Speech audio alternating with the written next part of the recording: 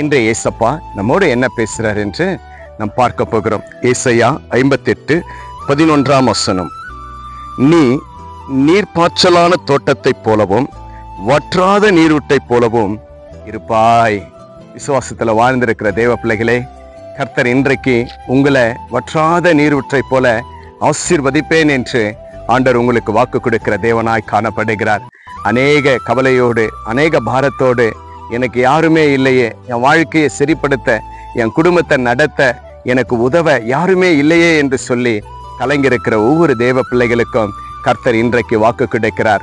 பாருங்க, இந்த செழிப்பான செடிகளை பாருங்க, எவ்வளவு ஒரு ஆசீர்வாதமா பசுமையா இருக்கிறதோ அதை போல உங்களை நான் செழிப்பாய் நீரூற்றாய் வற்றாத நீரூற்றை போல உங்களை நான் ஆசீர்வதிப்பேன் என்று இயேசு கிறிஸ்து இன்றைக்கு அவரை விசுவாசித்து சிபிக்கிற கேட்கிற ஒவ்வொரு பிள்ளைகளுக்கும் கர்த்தர் வாக்கு கொடுக்கிற தேவனாய் காணப்படுகிறார். உங்க வாழ்க்கைக்கு இருந்தவங்க உங்களை விட்டு விலகி போயிருக்கலாம், உங்களுக்கு நன்மை செய்தவங்க உங்களை விட்டு விலகி போயிருக்கலாம், நான் பார்த்துக்கிறேன் என்று சொல்லி உங்களை விட்டு விலகி போயிருக்கலாம். ஆனா கர்த்தர் சொல்றார், மகனே மகளே, உன்னை யார் விட்டு போனாலும் சரி, உனக்கு யார் நான் இருக்கிறேன் என்று இல்லாமல் போனாலும் பரவாயில்லை, நான் மாறாத தேவன், நான் உன்னை நேசிக்கிற தேவன், உனக்காகவே இருக்கிற தேவன், உன்னை நான் வற்றாத நீரூற்றை போல உன்னை நான் ஆசீர்வதிப்பேன் என்று கர்த்தர் வாக்கு கிடைக்கிறார். ஆண்டவர் சொல்றார், மகனே மகளே, நீ செய்கிற பிசினஸை கர்த்தர் ஆசீர்வதிக்கிறேன் என்று வாக்கு கிடைக்கிறார். உன் கையின் பிரயாசத்தை ஆசீர்வதிக்கிறேன் என்று ஆண்டவர் சொல்றார். உன் குடும்பத்தை நான் செழிப்பாக வைப்பேன் என்று ஆண்டவர் ஆசீர்வதிக்கிறேன் என்று வாக்கு கொடுக்கிற தேவனாய் காணப்படுகிறார். உன்னுடைய கர்ப்பத்தின் கனி நிச்சயமாக ஒரு செழிப்பாய் காணப்படும் என்று ஆண்டவர் வாக்கு கொடுக்கிற தேவனாய் காணப்படுகிறார். அநேக கவலையோடு, அநேக ஃபைனான்ஸ் ப்ராப்ளத்தோடு, ஐயோ இனி நான் எழுந்துக்க முடியாது, நான் ரொம்ப கஷ்டத்துல இருக்கிறேனே என்று சொல்லி கூட நீங்க கலங்கிருக்கலாம்.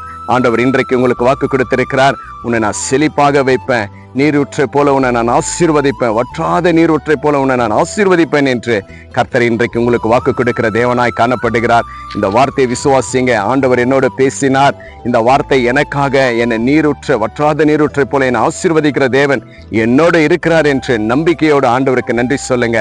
கர்த்தர் நிச்சயமாகவே உங்களை ஆசீர்வதித்து அநேக நன்மையினால உங்களை முடிசூற்றி அநேக கண்களுக்கு முன்பாக, உங்களை தள்ளின கண்களுக்கு முன்பாக ஆண்டவர் உங்களை செழிப்பாக வைப்பேன் என்று வாக்கு கொடுத்திருக்கிறார். விசுவாசிங்க, கர்த்தர் பெரிய காரியத்தை செய்வார். உங்களை நிச்சயமாகவே செழிப்பா மாற்றிட்டார் என்று விசுவாசிங்க. ஆண்டவருக்கு நன்றி சொல்லுங்க. கர்த்தர் உங்களை ஆசீர்வதித்து பலப்படுத்துகிற தேவனாய் காணப்படுகிறார். இந்த தோட்டத்தை போல உங்களுடைய வாழ்க்கையும் செழிப்பா இருக்க கர்த்தர் உங்களை ஆசீர்வதிக்க வல்லவராயிருக்கிறார். விசுவாசிங்க. நாம் செபிக்கலாம்.